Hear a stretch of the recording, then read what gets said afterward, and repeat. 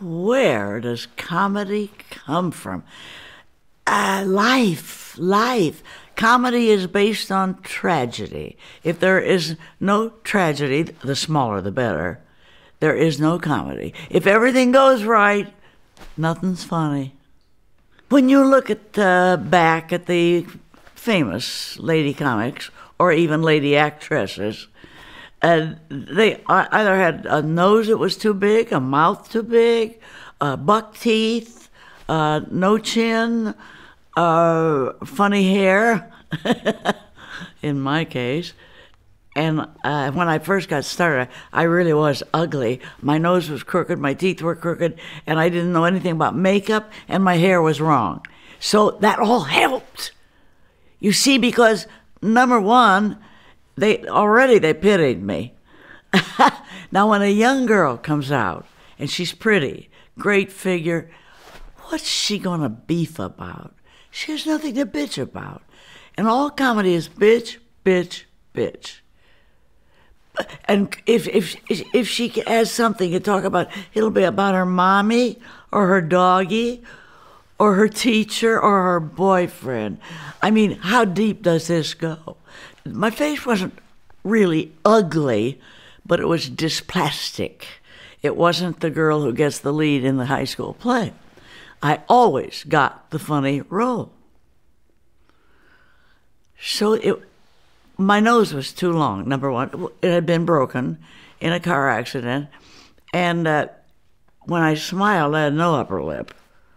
And the funny thing is, my wonderful doctor who did my facelift, I didn't even mention my nose. I probably didn't even know it was way too long. It was a witch nose.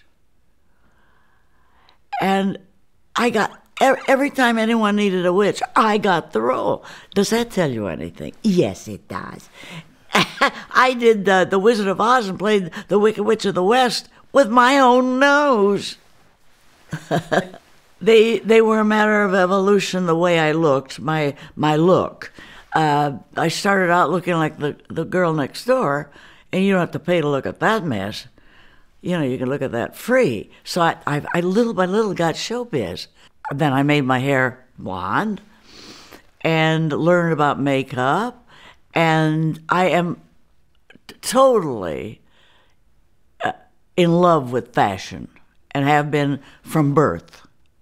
So, of course, when I got into dressing for the stage, I really got into that and loved it. I invented the little boots so that they hit my leg at the skinniest point.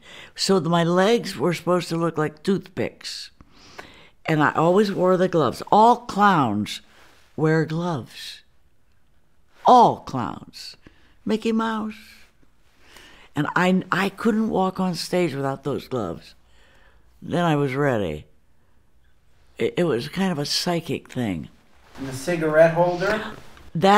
Remember, a lot of the male guys had a cigar. It's something to do with one of your hands. And when anyone gets up to do any kind of speaking, what am I going to do with my hands? But a lot of the guys use a cigar as a prop. And at first, when I first got into dressing for the stage, used very chic Chanel suits, evening suits, and I went for that 1929 flapper look. And they always had a cigarette holder. And it also gave me a reason to hold up my right hand. Go, if you want to stop a train, if you want to go leave the classroom, if you want to get someone's attention. So you see, and I used it as chopsticks, and I used it to show hostility. There were people alive today who will swear they saw ashes fall off it. Of course, it was wood. I'm very much against smoking. But my persona came gradually from working. I learned it from the audience. I learned from the audience that they didn't want me to be a chichi, senteuse, or chic, or... I had a director who was directing me in a way that I would have been mainly out of work. When I started writing my own material from my own life, my real life, of having a lot of kids, a lot of housework, a lot of kitchen, a lot of cooking. I had in-laws. I had stuff to hate. I had neighbors. You know what I mean? It went deep, and the audience adored. I was talking about the things that women were dealing with in those days, like ironing. Ironing is obsolete. But boy, what a thing it was for me. Do I think I had to make fun of myself? Well, it was such a natural, because, I just looked in a mirror and went out, and I'm going to help them laugh. And I have to give myself credit for being very sensitive to the audience. They taught me everything. And I was always with the audience. I worked with people who didn't make it, whose material was esoteric, brilliant, and so far out. But they die broke. When you started out, there was nobody making fun of that domestic life, right? It was always, take my wife, please. Tell me about, why do you think people were so tuned into that? Number one, they had never heard the other side of the story. It was always, my wife's so neat, I got up to go to the toilet, got back, the bed was made. It was, they heard all those jokes. And it was always the man's mother-in-law. Now it's my mother-in-law. It's his mother, his sister. And, my first supporters, the first were gay guys, because they all want to be funny and chic. I was funny and chic. The next was women, because I was talking to women. I was talking about what women were going through at the time. The last for me to gather around would be the men, straight guys. It was their wives who made them come and look at me, and I was so funny that it didn't matter anymore. They had to like me. Oh, I had one time when Colonel Sanders came to the show. I said that Colonel Sanders brought out a package of chicken in my honor. It had no breasts. Because I had so many breast jokes and leg jokes. And I would show my legs and say, like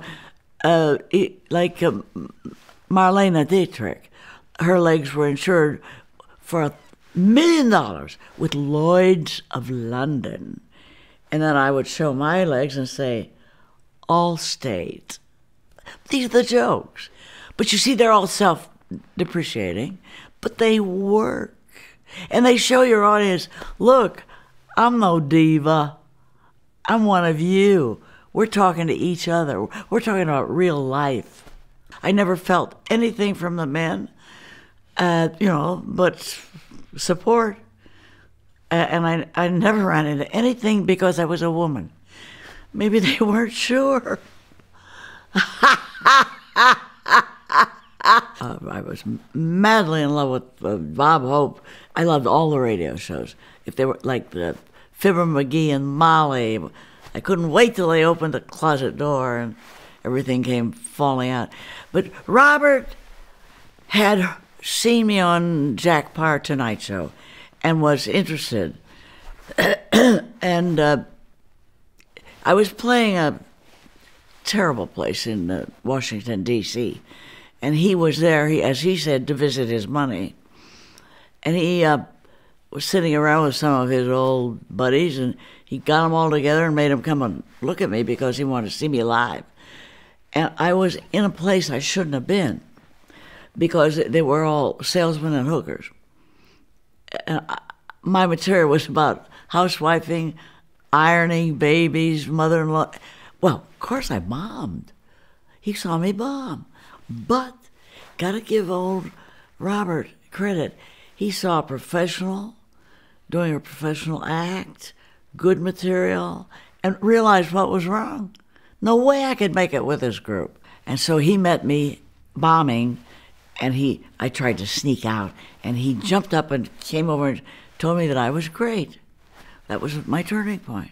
It wasn't work. He was having fun.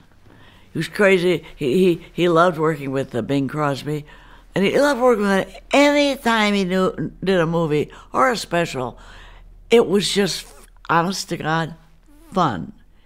And over the years, he had put together such a well-greased organization that it was fun.